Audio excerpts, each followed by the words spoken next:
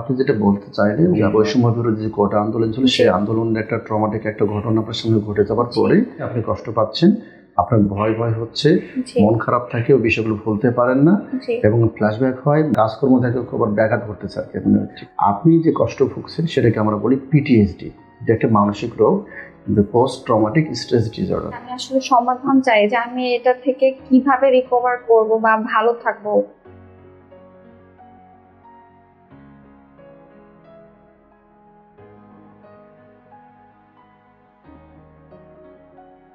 আপনার কি সমস্যা বা কষ্ট কাহিনীটা আমাকে একটু বলুন। আসলে আমার অনেক রকমের সমস্যা হচ্ছে, আমি বুঝতে পারছি না আসলে আমার সমস্যাটা কি রিলেটেড হচ্ছে। মানসিকভাবে অনেক প্রবলেম ফেস করছি।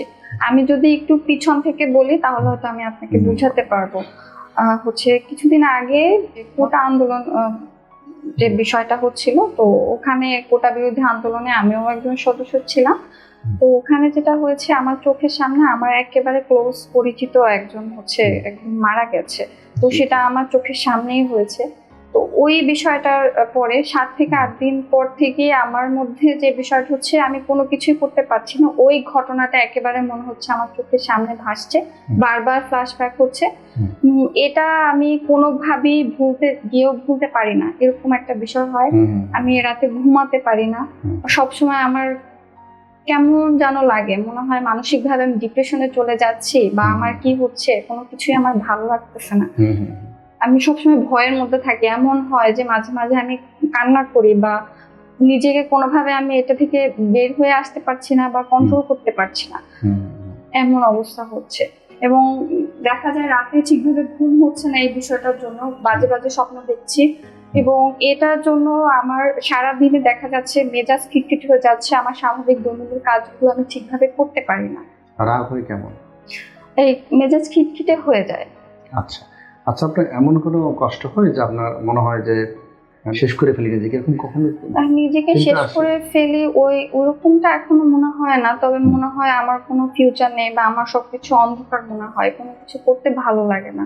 আচ্ছা আচ্ছা, আপনি বললেন যে চমকে চমকে ওঠে? হ্যাঁ, চমকে চমকে উঠি রাতে ঘুম সকালে আতঙ্কগ্রস্ত হয়ে থাকে।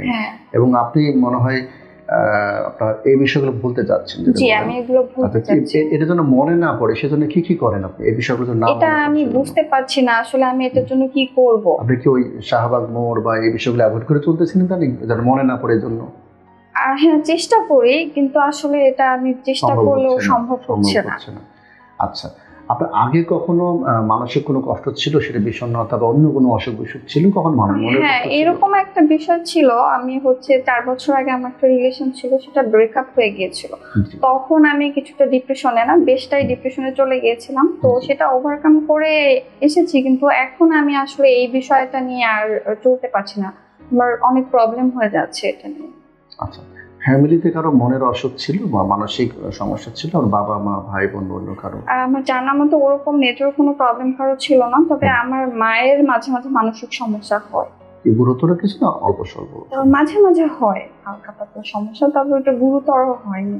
আচ্ছা, তারপর আপনি যেটা বলতে চাইলেন যে আপনার প্রায় 1 মাস ধরে সমস্যা এবং বৈষম্য বিরোধী যে কোটা আন্দোলন ছিল সেই আন্দোলনের একটা ট্রমাটিক একটা ঘটনা আপনার সঙ্গে ঘটে যাওয়ার পরে আপনি তার ঘটনার 7 দিন 10 দিন পর থেকে আপনি কষ্ট পাচ্ছেন, আপনার ভয় ভয় হচ্ছে, মন খারাপ থাকে, ওই বিষয়গুলো ভুলতে পারেন না এবং ফ্ল্যাশব্যাক হয়, মানে কোনো কিছু করতে ইচ্ছা করেন না, মনোযোগ থাকে না এবং আপনি খুব ইদানিং খুব কাজকর্ম থেকে খুব ব্যাঘাত ঘটতেছে আর কি, ঠিক মতো কাজকর্ম ঠিক মতো করতে পারতেছে না, ব্যাপারটা এরকমই তো? আচ্ছা, আপনি যে কষ্ট ভুগছেন সেটাকে আমরা বলি পিটিএসডি, এটা একটা মানসিক রোগ, পোস্ট ট্রমাটিক স্ট্রেস ডিসঅর্ডার। যখন একটা খুব খারাপ ট্রমার মধ্যে মানুষ দিয়ে যায় বা নিজের সাথে হয় বা চোখের সামনে হয় বা আত্মীয় স্বজন অন্য কারোর সাথে হয়, সেটা সে দেখে বা জানে, তখন এরকম সমস্যা হতে পারে এবং সেটি ঘটনার সাথে সাথে শুরু হতে পারে, আবার অনেকদিন পরেও হতে পারে, যেমন 7 দিন 10 দিন পরেও হতে পারে, এমনকি 20-30 বছর পরেও সে ট্রমা বা এই কষ্ট হয়ে আসতে পারে। এটাকে আমরা বললাম পিটিএসডি, যা গুরুতর একটি বলতে পারেন মানসিক রোগ। এখান থেকে অনেক সময় অনেকেই বিষয়টা খুব দীর্ঘমেয়াদী একটা সমস্যা হয়ে যায়। আমি আমার যে প্রবলেমটা হচ্ছে এটা থেকে বের হতে চাই, আমি আসলে সমাধান চাই যে আমি এটা থেকে কিভাবে রিকভার করব বা ভালো থাকবো, এটা চাই আমি। জি, অবশ্যই। আসলে এই অসুখের জন্য 2 ধরনের চিকিৎসা আমরা দিয়ে থাকি। একটা হচ্ছে ঔষধ, যেটা সারা জীবন অবশ্যই লাগবে না, কয়েক মাস খেতে হতে পারে, যে ডিপ্রেশন বা আপনার অস্থিরতা, ভয়, ঘুমের সমস্যা, যে খারাপ স্বপ্ন দেখতেছেন, এগুলোর জন্য আপনার কিছুদিনের জন্য আপনাকে কিছু ওষুধ দিব। হ্যাঁ, যে ওষুধটা আপনি সেবন করবেন নিয়মিতভাবে, ফলো আপ করবেন। পাশাপাশি আপনি কাউন্সেলিং নেবেন এই অসুখের জন্য।